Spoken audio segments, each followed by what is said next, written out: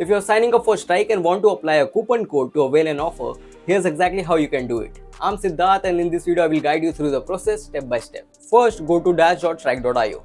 If you already have an account, just log in, but if you're new, sign up by entering your details and completing the registration process. Now I am logging in by using my Google account.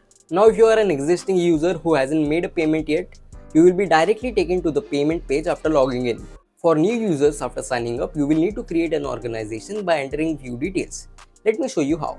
Once you click on this new organization, then simply fill in the details about your business, like the organization name, website URL, billing email, and etc. You can even upload your brand's logo and add a description. Once completed, you will be automatically directed to the payment page. Now on the payment page, select the monthly plan. Now you will see a breakdown of the pricing and details of the subscription. By default, the free trial toggle is turned on, but keep in mind, you can't apply a coupon code if the free trial is active.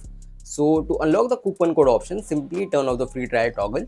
Once the free trial is turned off, you will see an option to add a promotional code.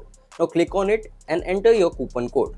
And double check for any typos or extra spaces. Then hit apply and you will see the discount immediately reflected in the total amount.